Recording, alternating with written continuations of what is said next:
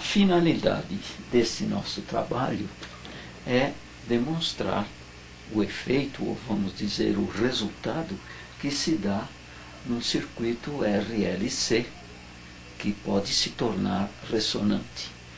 Então, o nosso resultado, ou aquele resultado esperado, é quando acontece a ressonância entre os dois componentes. Nós vimos no clipe passado que esses dois componentes têm um valor L igual a 10 microhenry, ou seja, 10 vezes 10 a menos 6 henries, C igual a 10 picofarad, que significa 10 vezes 10 a menos 12 farad, e tivemos ali, aplicamos uma frequência de 1000 kHz. Tivemos como resultado uma XL de 62,8 ohms, enquanto que a XC foi de aproximadamente 16.000 ohms, ou 16 quiloohms. Com estes valores aplicados no circuito série, como vimos anteriormente, tivemos ali uma impedância. A impedância é também dada em ohms, e a impedância é o resultado da aplicação no circuito série de capacitor e indutor.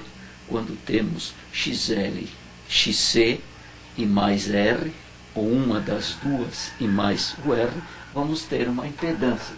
A impedância também é uma oposição oferecida à passagem da corrente, da mesma maneira que acontece com XL, XC ou R. Tivemos como resultado, nos valores apresentados anteriormente como exemplo, uma Z, que é a impedância de 16 quiloohms aproximadamente. Observe que XC e Z são aproximadamente iguais. Por quê? Porque o valor da XL é tão pequeno, e como usamos lá no nosso circuito exemplo, no clipe anterior, uma R, que é a resistência intrínseca do fio que serve para o enrolamento do indutor, aplicamos ali 10 ohms como essa resistência intrínseca. Daí, se aplicarmos nesta fórmula ou nesta expressão uma R de 10 ohms, vamos ter aqui 100 ohms, como vimos anteriormente. Como o valor da XL é tão pequeno e a XC é tão grande, praticamente o valor aqui ficou igual à própria XC, que seria 16 quiloohms. 16 quiloohms somados a 100 ohms, quer dizer, esta aqui elevado ao quadrado e somado a 100 ohms, dá o valor praticamente igual a 16 quiloohms. Extraímos a raiz e o resultado foi que uma Z ficou aproximadamente igual à própria XC, 16 quiloohms.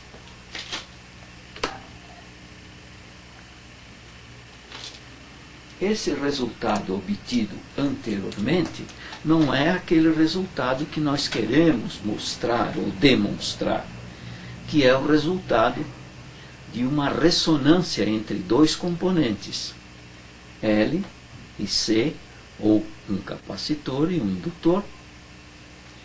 É essa ressonância entre os dois componentes que é esperada pelo projetista de um circuito eletrônico, um circuito utilizado em eletrônica, geralmente em comunicações, para a finalidade.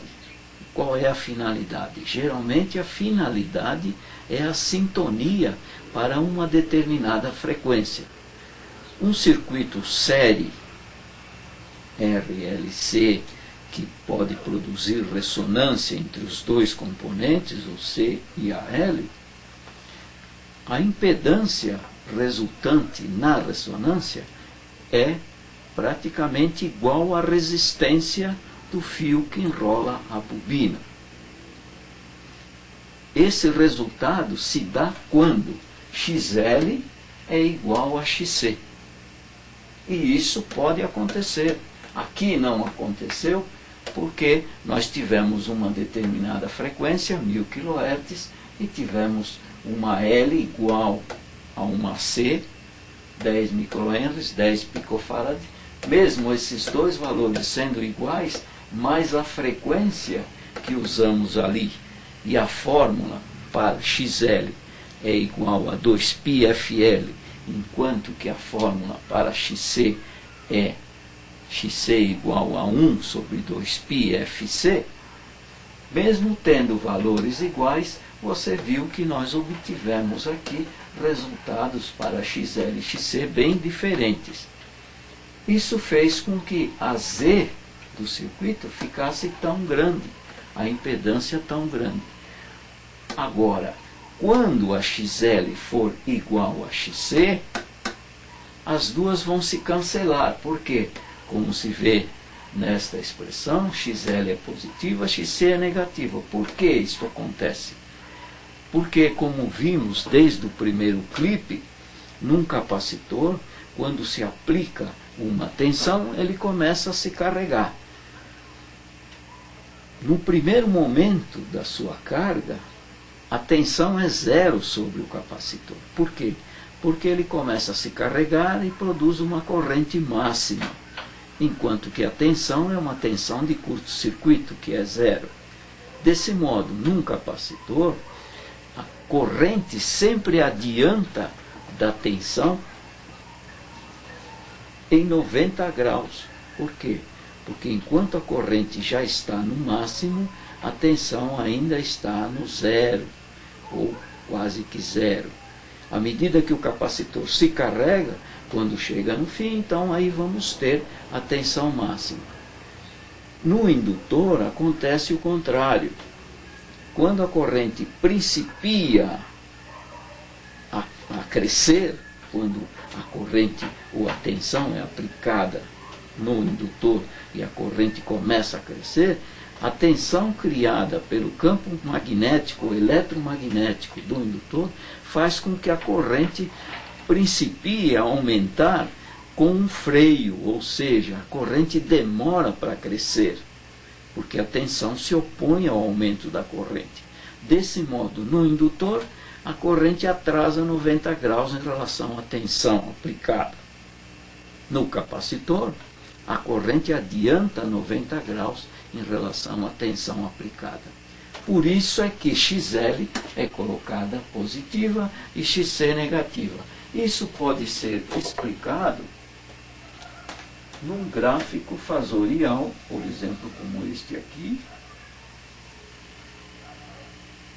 O que se coloca aqui? Aqui é o zero.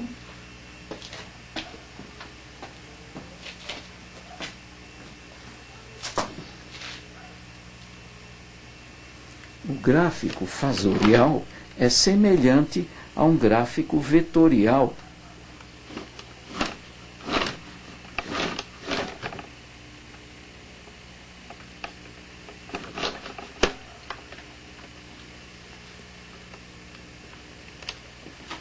O gráfico vetorial é aquele utilizado para forças, quando se quer determinar forças, poderiam ser elétricas, mas geralmente forças mecânicas.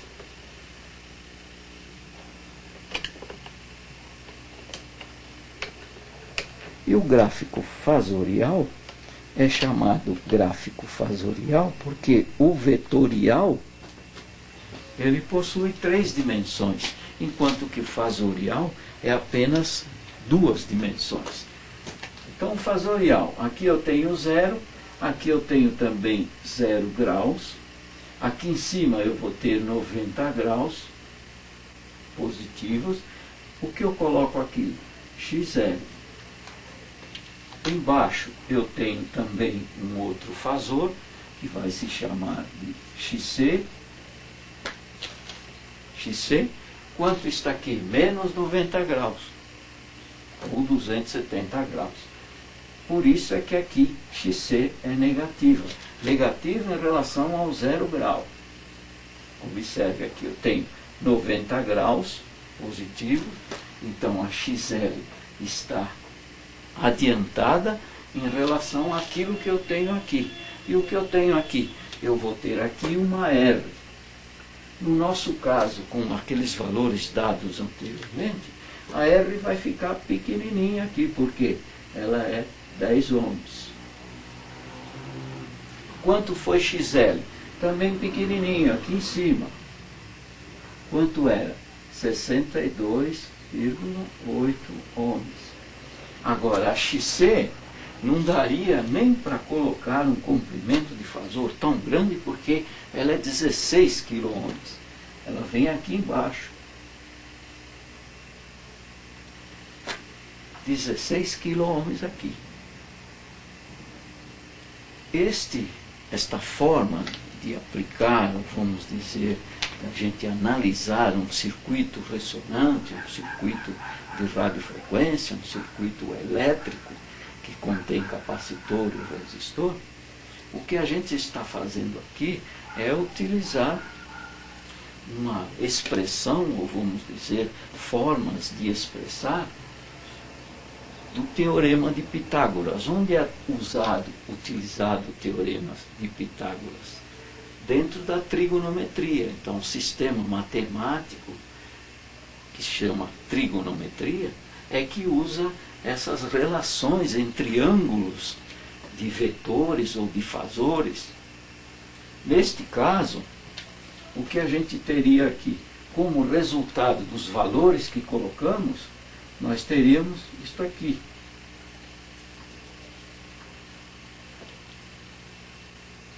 Observe, XC e L. O que eu tenho aqui? Eu tenho uma tangente com aqui um valor bastante grande, porque é bastante comprido. Isso aqui seria um cateto. Aqui seria o outro cateto, se nós utilizássemos, por exemplo, trigonometria. E onde que teríamos como resultado? Observe, ó, isso aqui estaria tão grande lá embaixo que, como resultado, eu teria praticamente uma hipotenusa que ficaria, olha, um ângulo muito pequeno aqui, um ângulozinho muito pequeno, porque, como você viu, a Z ficou igual, quase igual à própria XC. Então eu teria aqui uma Z,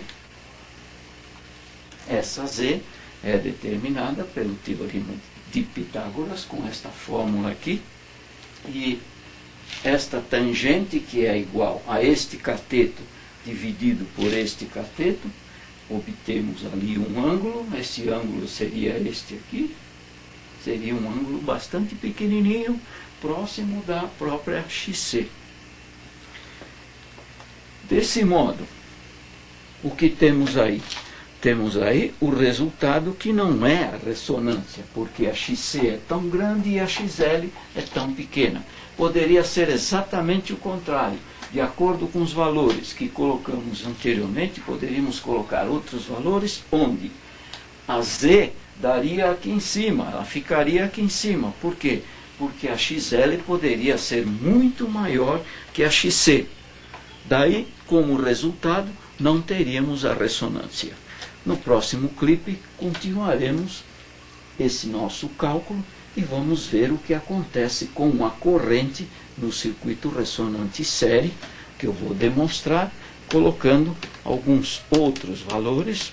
Observe, vamos colocar este circuito aqui e vamos determinar os valores de corrente e vamos ver o que acontece quando surge a ressonância.